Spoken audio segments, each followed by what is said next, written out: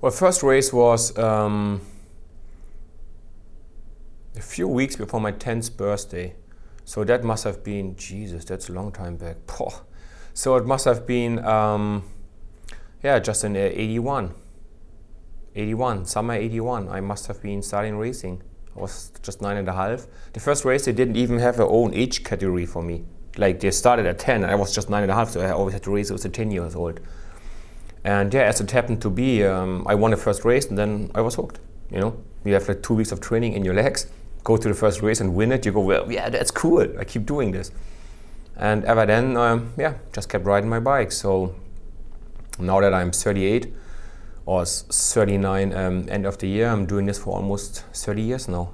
I always liked bikes when I was a kid, and I was always messing about on bikes like every kid does. When I got a bit older, I heard of a bike league, and I went down to that, and I found out I had an enjoyment for actually racing my bike. I was racing on a BMX against road bikes and that, and wasn't doing very well. I said to my mum, well, if I have a bike like the others, then I might be able to compete. Got one for my birthday. Long story short, went down the next day and won. I started racing when I was about 8 years old. I grew up in New York City, Queens. We would do races in Central Park and in Prospect Park every weekend.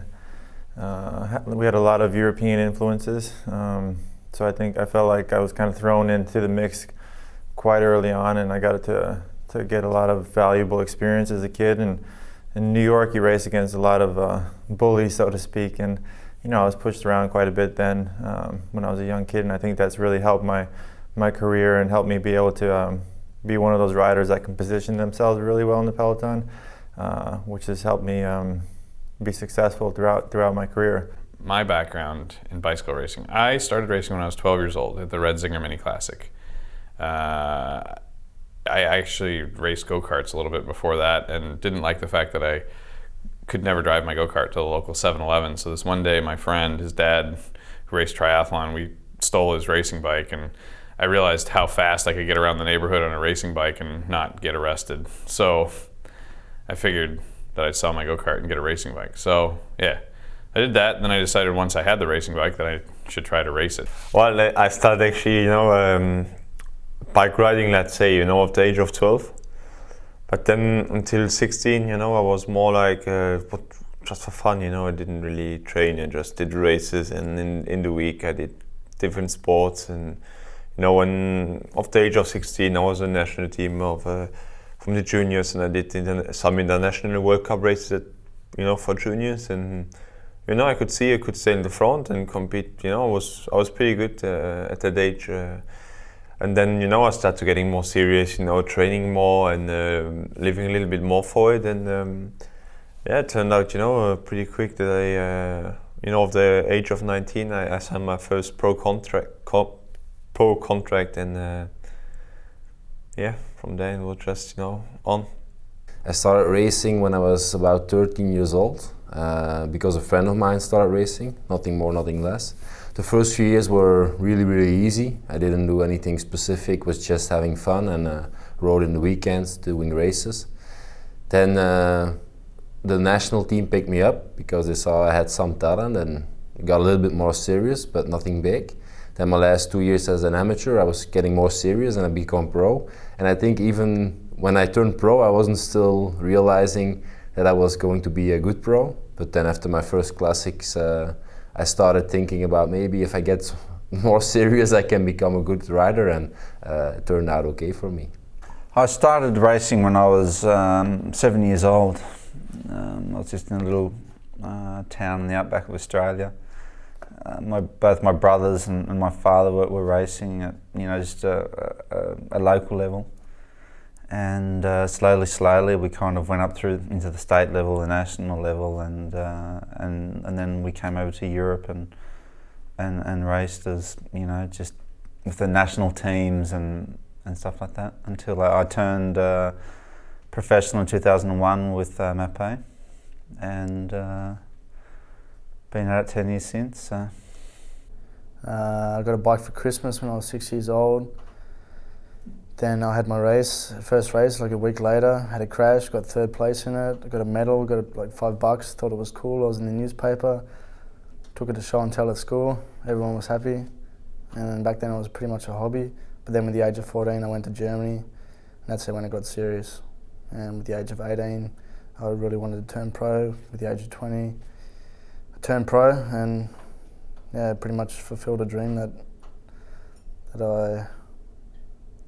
I wanted to fulfill already as a little kid.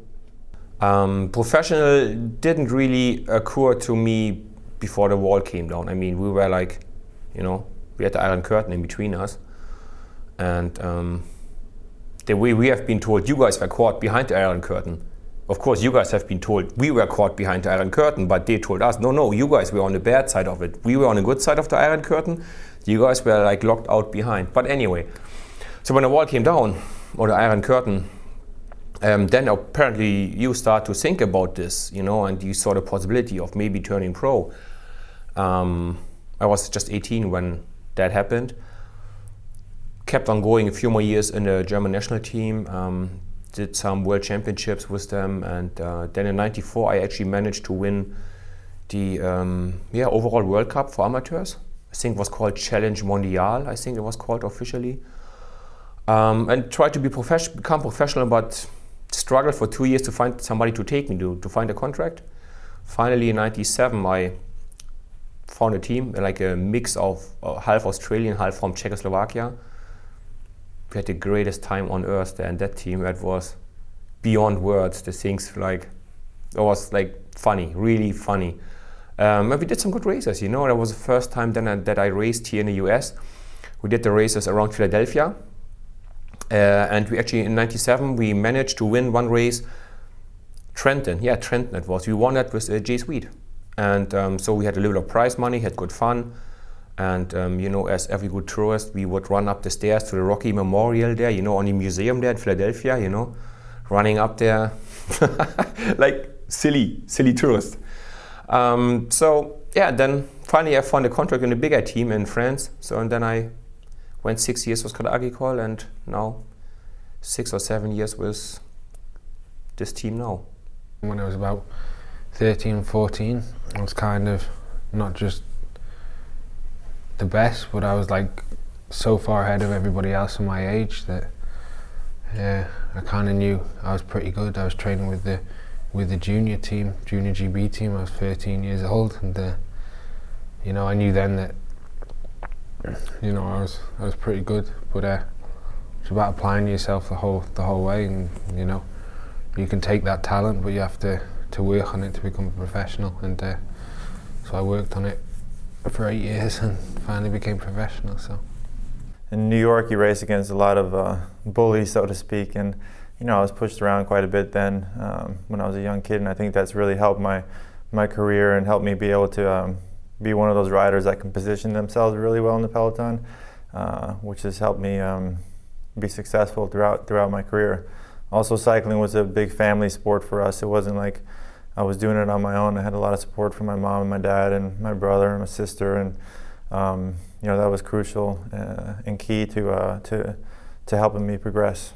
So I showed up to my first race, got dead last place, got passed by Chris Weary like I was standing still in this time trial because I didn't quite understand. I had blue corduroy OP shorts on and a pair of Chuck Taylor high tops, and but for some reason I decided to stick with it. I'm not really sure why, because I was horrible that first year. And then that fall, after the Red Zinger Mini Classic, I decided to, you know, buy cleats and buy some cycling shorts and all that fun stuff. And yeah, and the rest is history.